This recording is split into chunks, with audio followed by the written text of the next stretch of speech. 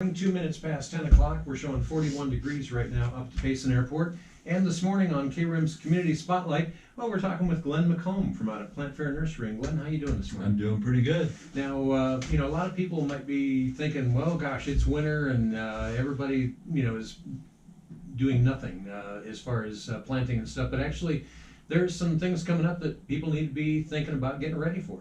You bet. Yeah, there's, well, here we are in January. It's cold and we're definitely not out there digging right now. It's a little hard digging, especially in the early morning. Yeah. But coming up is bare root trees. And we sell a lot of fruit trees and some shade trees without the pot. They just come in with just the roots hanging out, and the prices are right, like about half of what buying them in a pod is, because of freight issues. You can get a lot more in a truck when there's no dirt packed around the roots, and actually when they're dormant this time of the year, they don't really need that. They don't care. They're around. And our growing fields are up in north of Visalia, up in a little colder climate in California. Right. And so they'd be all dormant. They wouldn't have any leaves or anything on them, and they just they'll start going through, and as we speak, as a matter of fact, digging them out of the ground and getting them ready to ship. Right.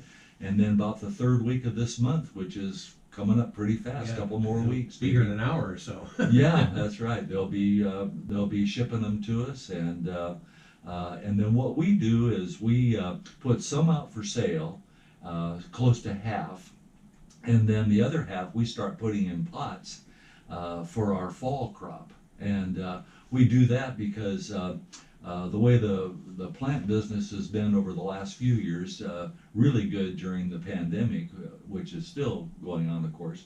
But all of the trees have sold real well.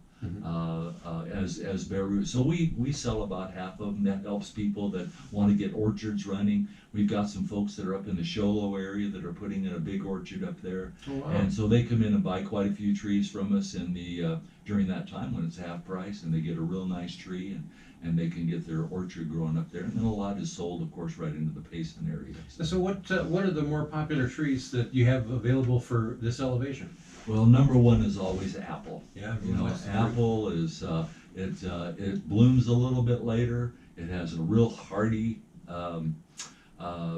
bloom on it, so that it doesn't freeze as readily. Right.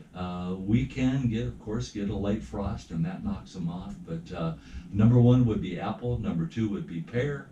Number three would be cherry.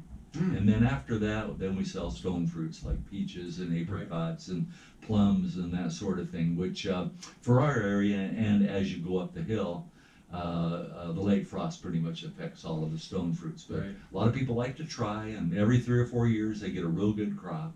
I know the property that we had here in Payson that we sold about 3 years ago, we had a half a dozen apple trees.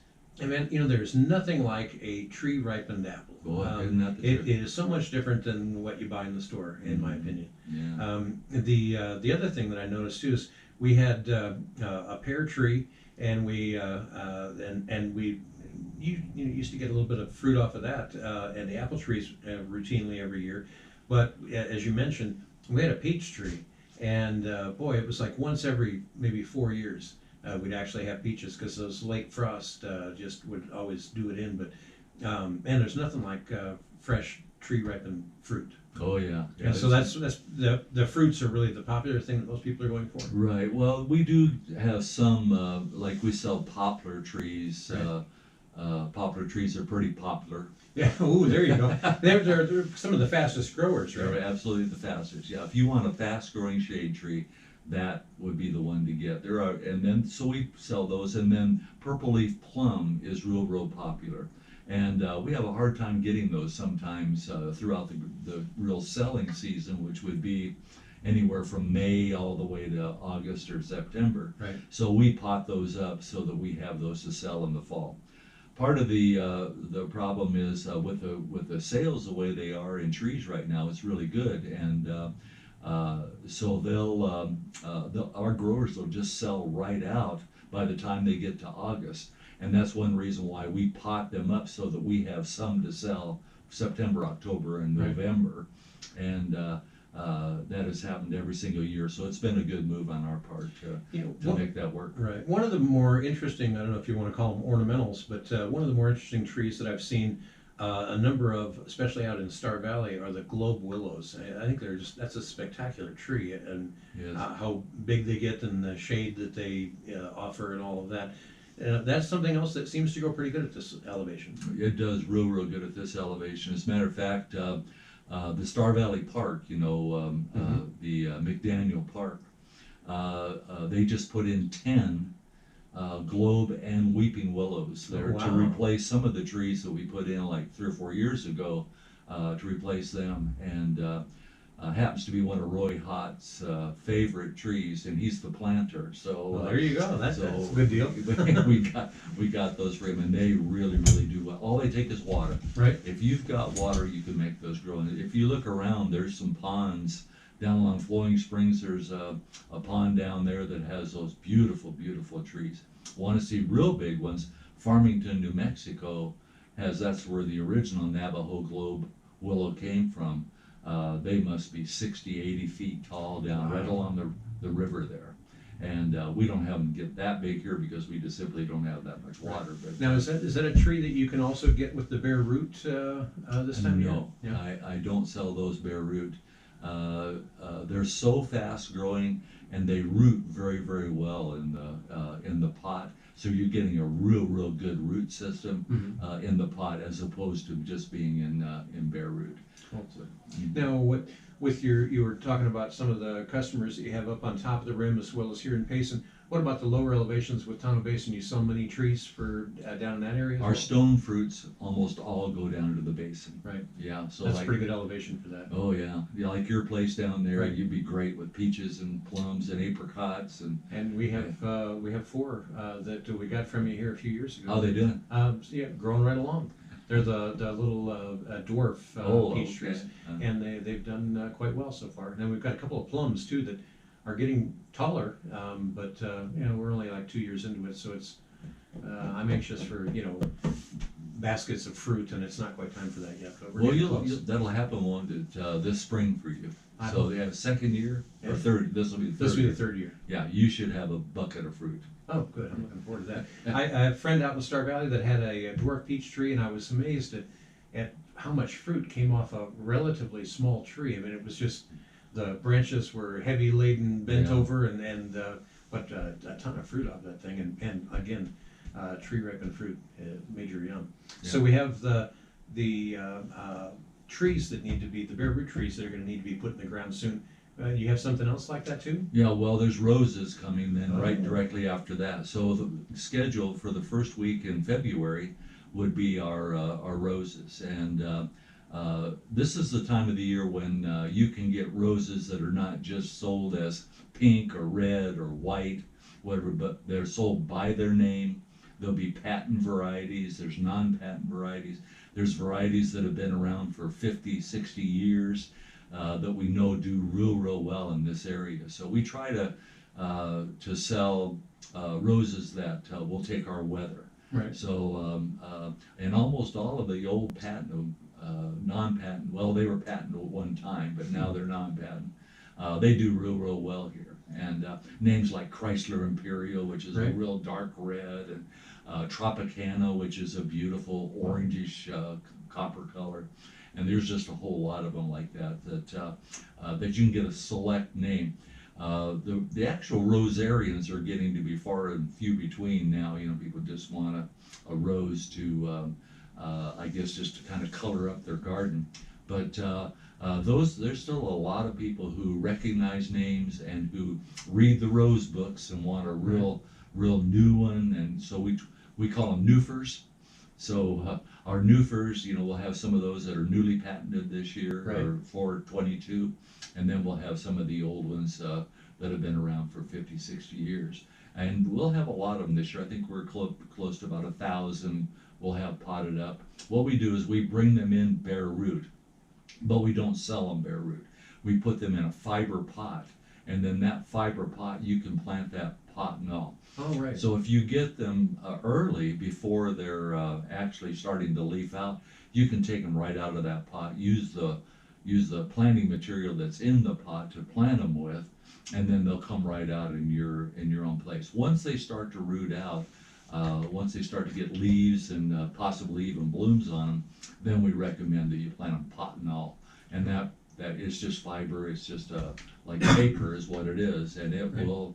they'll come right out and start leafing out right in your own ground. Yeah, we feel pretty blessed down where we're at. The folks that own the property before us had planted, it's over 24 different rose bushes, and they have the little sign by each one of what its name is Oh, and all of that stuff. neat. And it pretty much all summer long. It's quite a nice little visual, bit of beauty there in the yard, and not that hard to, as long as you keep up on your pruning and stuff like that, which doesn't take much. I mean, that's a pretty easy plant to take care of. No, one of the big questions we're getting right now about roses is, and actually even fruit trees or regular trees, is when do you prune? Right. And the old time pruners that used to be here, and they're getting to be far and few between right now, but they always said February, and that really is about the best time. The idea is that December and January will be our coldest months, and that's where you're going to get some damage on things like fruit trees and roses, and maybe even flowering shrubs. And so you let that damage happen because you're going to go ahead and prune it off anyway, and then that takes you down to good wood, and that wood will start putting out new growth and give you a whole new bush almost for the spring and for the summertime. So that's really about the best time to do all of them, including older roses. We always just recommend in roses that they can get kind of wild growth during the summertime, and you don't do anything with them because they're pretty and they've got all nice new leaves on them and blooms all summer long. But when all those leaves fall off and the blooms are gone, you can see what the scaffold looks like, and you just need to get all of those that are kind of going, the branches that are starting to go sideways, you need to cut those Right. off, and you leave the ones that are kind of going up to make like a nice little scaffold to make a bush. I remember Jackson Perkins always said that every year you should cut them back to about 18 to 24 inches. Wow. So there are people that have rose bushes that are 5-6 feet tall, Right. and actually they should be cut back. And all of the best blooms come from the lower wood rather than taller wood. So if people notice that the roses are starting to get smaller every year and smaller, where they used to have real big fragrant ones, they need to be cut back drastically. Get them down there, maybe in half the first year, and let the new growth come out, and they'll start seeing the rose, the bloom itself get bigger. Nice. Now let's go back to your the bare root trees for a minute too. Now, when I buy one of these from you, what do I have to do to get it ready to put in the ground? I mean, you have to amend the soil. What do we suggest to do with those? Well, what we recommend is that you're purchasing one from us. We just simply put it in a bag to kind of keep, if you have a pickup truck, it kind of keeps the wind off of the roots, because you don't want that root to dry out excessively, but it's still dormant, so it'll take it. But when you get it home, we recommend you just put it in a bucket of water, and that'll help rehydrate those roots from being pulled out of our media and then to put into yours. And then if you want to cut it back, we recommend that you go ahead and put it in the ground first and get a real good look at it, and you can kind of see like, well, this branch maybe is going to do better, for our situation, and you would cut that off or cut it back. We recommend that you do cut back maybe a third off the top. We'll give it a real nice bush, not a bush, but a tree, but a shorter tree, so it can shoot out new growth and kind of make its own scaffold where it's at. Right. So put a little bit of fertilizer around it. Maybe we always recommend good old 10-10-10. Just seems to work good for everything. Maybe a new one, maybe a quarter to a half cup, and start watering it and wait for it to shoot out all new growth in the spring. Nice. Now, you've been at this here in Rim Country since just after Noah docked the boat. That's right. What are the stereotypical, if you will, mistakes that people make when it comes to, early spring planting of trees and or roses? Well, I think that waiting too long the very best time to start looking at that stuff is early February. A lot of folks wait until, well, they wait until if they're going to go on sale, they wait until they go on sale. But Right. we don't really put them on sale. We just simply put them in pots and then hold them until fall so that we have stuff to sell in the fall. Right. The other thing is probably not watering enough. So when they're just now starting to take off in the spring, they're going to need water and nutrients like from that 10-10-10 to go ahead and get it to come on up. The other one would be not planting it right away. So like if you take home one in a bucket, it's got dirt all around it. You can set that by the garage and water it once a week or so for months. Right. But you take home a bare root, it needs to have something done with it right away. So we recommend that people don't come in and buy them hoping to plant them next week.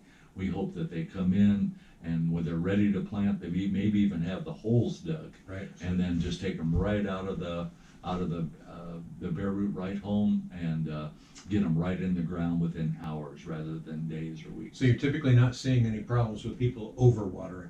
No, generally not. Usually it's lack of water. Well, we've just been dry. You know. If people want a little touch of pizzazz, something with some color, for an accent in their landscaping, are there trees that can provide that grow well at this elevation? Oh yeah. One of the real favorites is flowering pear.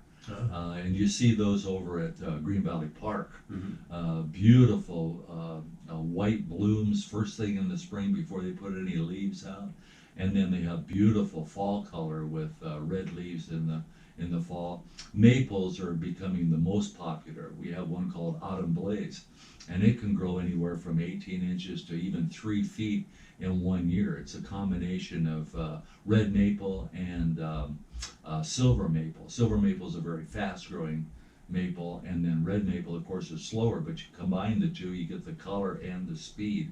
And so those have become real popular. Kind of reminds everybody back east, grandma's place in the Midwest or whatever. Everybody has maples east of the Mississippi.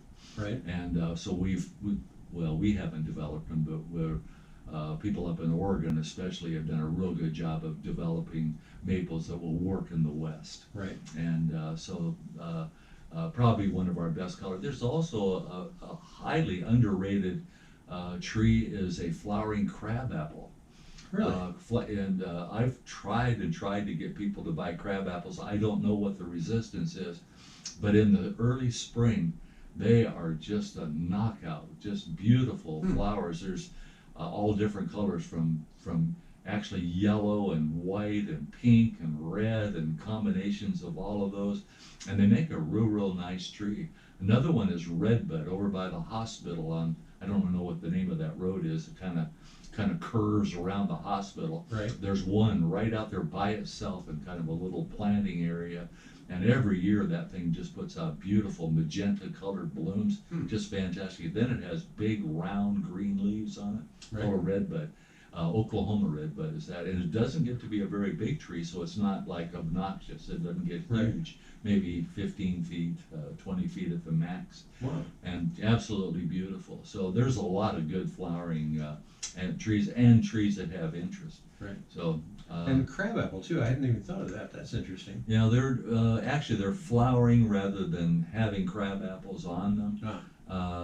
But the old homesteaders here brought crab apples in. I'm not sure from where, maybe Texas or All the Oklahoma. politicians ate them then? Yeah. Sorry, my little daily dig.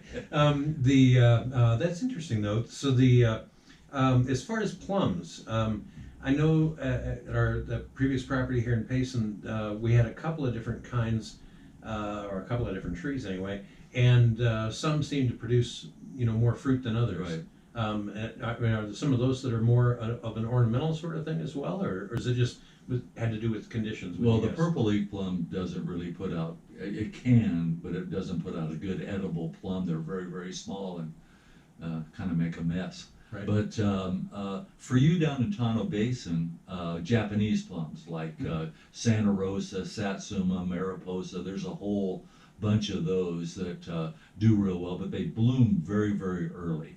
And for us up here, they bloom so early that they almost always get frozen off. So what we have to sell here, what you have to buy here, is European plums, and they're used to come from cold areas where there's late frost or frost all the way to almost May. Right. So, and those would be things like Stanley, prune plum, blue damson, names you probably don't even recognize. French improved, Italian improved. Wow. There's a whole bunch of those like that, and actually they're getting harder to get because most fruit trees now are sold in desert communities, because they get crops every single year. But we still want the opportunity to be coming out in the duck and they can work here.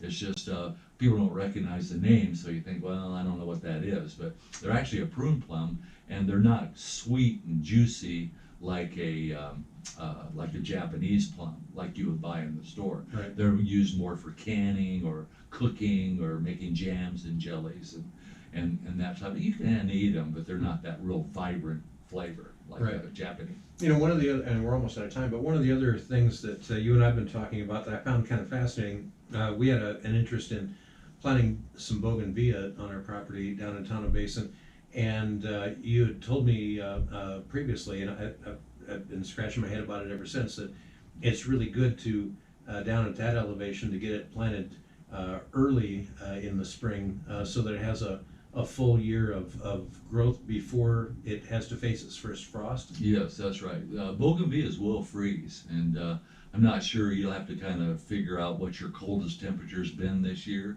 But It's usually when the in-laws show up. oh, grow the next year if you have a cold winter. Right. Mhm. Still a very pretty plant though, with all the flowers and everything. Beautiful, Yeah. yeah. All right. So now, if people have questions about anything that we've talked about here or other questions, the one thing that I know about Plant Fair Nursery is that every time I've had a question, I've walked in there and you or some of your staff were very knowledgeable and were able to answer all my questions for me. Yes. So I assume you still invite people to stop by with their questions. Yes, absolutely, yeah. We don't obligate anybody to buy anything. If you have a question, About rather than the price of that is X dollars, and right. that's all I can tell you. Right. That I need a lot more help than that. Right. So, Plant Fair Nursery. How long you been there now? 39 years. And just as you get into Payson on Highway 260 on the right-hand side or the south side of the road, and that's a lot of years. Actually, it's Star Valley. What did I say? Payson. Payson. Yeah, it's also as you get into Star Valley from Payson. It's like, must be Tuesday. 28 minutes past the hour right now, and we're still, we're looking at just a little over 40 degrees up at the Payson Airport. If people have a question, can they call? Absolutely. Number to call? Call 474-6556. 6556. And it's a 928, of course. Right. All right, and you'll be there for another 30 years at least. Well, I hope I'm able. Lord willing, the creek don't rise. There you go. Glenn, as always, a pleasure to have you in here. Thank you. And we got to get you back to more of your favorite music. We've got some tunes coming up from ELO, the B-52s, Buddy Holly, and a whole bunch more. But first, a quick look at Rim Country weather. All right. Fun as usual. Well, that was informative.